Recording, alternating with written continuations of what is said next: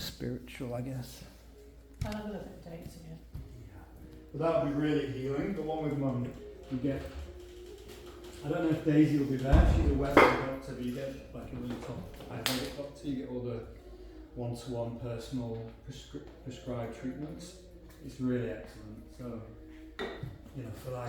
Maybe I should just do both of them, eh? Yes. Just approach it from all angles and then leave nothing to chance. Alright, Karen, well, so we're just starting the standing poses. So we've started on page 41 in the folder, and it's page 66 in Abbey Ellsworth, and page 165. It's good to make a note of these in your manual. I brought my anatomy yoga book and I can't find it. Has anybody seen one floating around? Because it's not out there. You mean the Abbey Ellsworth one? Yeah. So let's see in Abbey Ellsworth. No. So we're looking at the forward bend. Okay, and everyone's just practiced the pronunciation. Uttan Asana. Uttan Asana.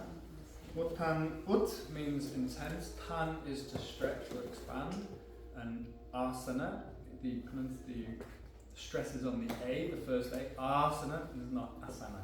Asana. Uttan Asana. So you can just practice saying that.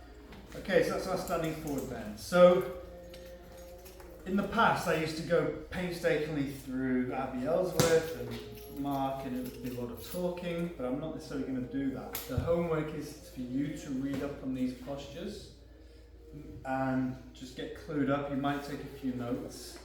Again, I don't necessarily do absolutely everything that's in these books, but it's good to read up on them, and then I'll just generally teach. I'll generally read from Mark more than Abby. But it's good for just to look at the pronunciation. So it's saying level beginner, and I'd say yes, that's correct. It is a beginner level pose. Stretches the spine, hamstrings, calves, and hips. And how do you stretch your hips? Stretches your glutes. Yeah. So forward bends stretch the back of the body.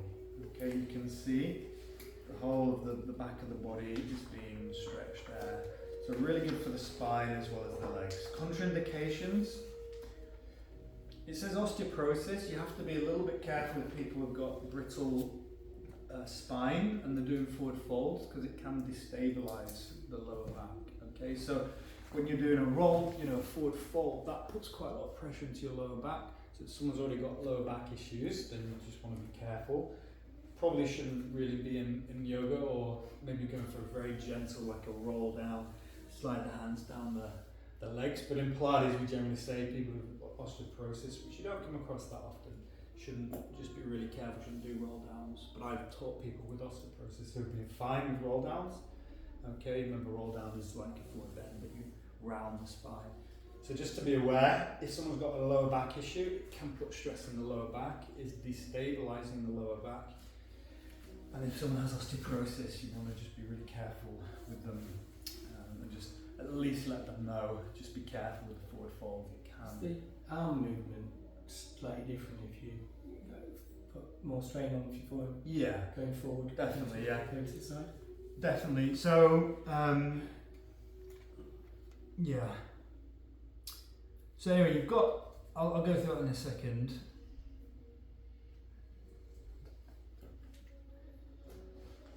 Anyway, so you've got some cues, especially with the breathing in the Abbey Ellsworth. I'll go through it all in a second, and then you've got the Mark Stevens. So in Mark Stevens, you can see different ways you can come down, and these are the two main ways that I'll work with. The swan dive, which is much better for the lower back. Arms out in front, it just adds extra weight for your back to have to manage. It might be traditional, but these days it's not taught as much.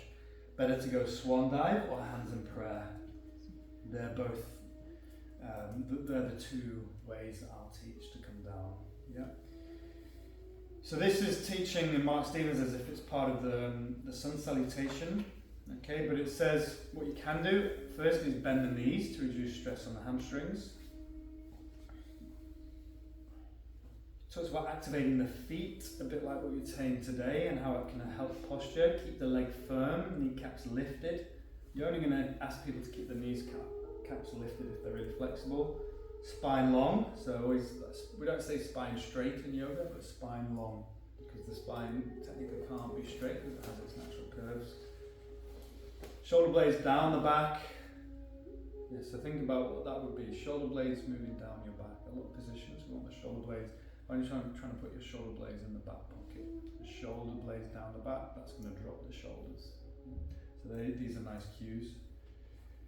It says most students will tend to shift their hips back while forward folding to maintain balance. Encourage them to work on gradually keeping their legs vertical while folding forward by bringing their weight into the balls of the feet while keeping the hands firmly rooted. So leaning forwards a fraction instead of dropping back. Okay. So there's not that many cues, just talks about engaging the abdominals in Abbey Ellsworth. And if you look on, if you get lost or if you're not sure, just ask. On page 188 in Mark Stevens, there are a couple of different variations. You've got Padangustasana, hand to toe pose, where you hook onto the big toes, page 188. And you've got Padahastasana, where you slide the hands underneath the feet. I do those loads because they really help the top of my neck. You feel the stretch? Yeah. So often I'll sometimes do those variations. Padangustasana, hooking onto the big toes, elbows wide. Padahastasana, hands underneath the feet. Yeah, different variations of the forward bend. In Hatha, the Shivananda would call Uttanasana Padahastasana. Okay, so just so it can get a bit confusing with the hands either side of the feet, not actually standing on the feet. So, but in the Ashtanga lineage, Padahastasana would be you stand. Pada is foot, Hasta is hand. You're standing on your hands. Okay.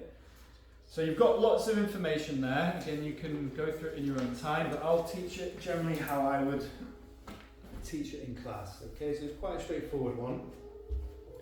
So again, if you're doing more vinyasa, your feet might be together, or traditional classical, but generally the feet are hip width. You can do this as a separate asana, but generally you're going to be doing it as part of the sun salutation. So it's like one of the first movements in the sun salutation. So I think the main things are to be aware of are engaging your core. That's a really important cue, because the core will protect the back. Okay, so core strength is really important in forward folds. Okay, so say we've got the hands in the heart, at the heart, typically you'd lift up, or if say you weren't, you're just doing it as a separate pose. You engage, you hinge at the hips, keep the weight central in the feet, fold, engage the core nice and slowly. You can soften the knees as much as you need to bring the fingertips to the ground, relax the head and neck. And then if you're going to do half forward bend, flat back, hands. Some people teach it up here, but I find that's just too high, depending on the length of the arms, but hands underneath the knee.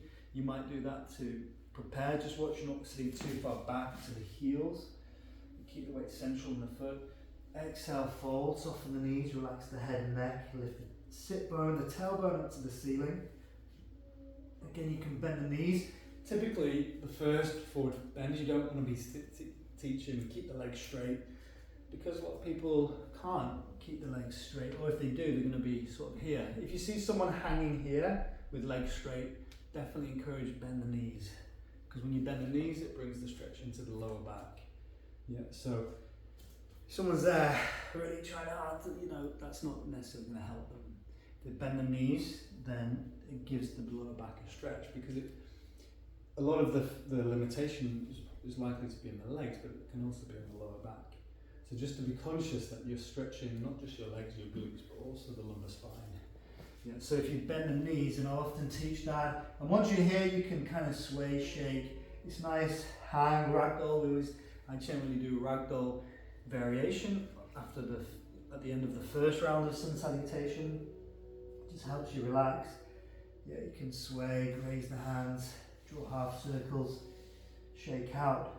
There's lots of things you can do. Then you could go for hook onto the big toes, so you've got your yogi grip, peace fingers. Yeah. Go in between the second toe and the big toe, and then elbows wide. And you can pull yourself, Padahastasana, Often you'll see people just kind of barely stand on the hand, but if they can, they're standing all the way onto the hand. This is much stronger. As Danny said, it's a nice stretch for the upper back. Yeah. So you've got lots of variations, but it's quite straightforward. Just think weight central in the feet, engage the core, hinge from the hips. Yeah. Keep this. You can even roll down, but we want to keep that. Generally in yoga, we keep the length in the spine. You might even go halfway, just to keep the core engaged. That's quite strong. And then go all the way down. On the way back up, I typically rebuild the spine. I find it's just easier. That's quite strong for the core. That's like doing a hip thrust. So you could come back up with a straight spine. You could teach that. Also, keeping the hands on the hips is a nice way to feel the flexion at the hip, fold. And the coming back up is strong. That is actually quite strong. Yeah. So I tend not to teach that coming back up with it lengthen the spine. I tend to rebuild, and that's partly because of my Pilates background. But you might find actually you think it's better to forward bend. It's strong. It is strong in the core. Because I've been taught it to kind of literally curl up, and the last thing that comes up is your head. Exactly. So that, I can't remember if I was taught that or I've just intuitively teach that. But that's how I do it. I don't come up. Because it is really strong. Very to go strong. straight up. It's something like, basically, that's called a deadlift. We do that in wide leg forward bend, don't we? When Yeah. side of the mat, you do that. Yeah, you do come up. Yeah. It's easier. Yeah. Essentially, that is a deadlift. Yeah. Okay, so deadlifts are one of the strongest things you do at the gym. Obviously, you'd have weights, but it's strong. Okay, so yeah, I personally don't do that. And is that with British Wheel? Yeah, that's how they would. So British Wheel also do the rebuilding, so that's what I'd recommend. Okay. Does anyone have any questions on that? Cool. Do you want to just practice by yourself for a minute, and if you've got any questions, just ask, and then obviously take in any notes that you need to. Obviously, there's lots of expensive notes. Take the notes at home if you're not taking them now, but obviously use that space. Just practice, have a little play, try different things, feet together, feet apart, hand to toe pose, hand to foot pose, try the ragdoll, try arms out to the side, hands in prayer, and just get a sense of how that feels, rebuilding. Can I just ask you a question? Go on. When I was taught to do this, and I noticed everyone else does this. Is that wrong? It's not wrong. I mean, inhale up. I think that's. I do the same. That's how I was taught. And then somebody Yeah. said it was because when you're in an ashram, your mats are so close together, you actually can't do that. So everybody does that. I think I've probably done that just from habit of being taught to come down like that. Right. But absolutely, if you prefer arms up, sky reaching sideways, if that's what you've been taught. It's not wrong though. I didn't. No, it's not wrong. It's But just to draw the energy. Yeah, That's the way I've always been taught to do it's it. quite that's nice. I think also another reason why sky reaching, because in classical you actually can go into quite a strong back bend. Yeah. So you're continuing that movement. Yeah. Okay. If you go like that.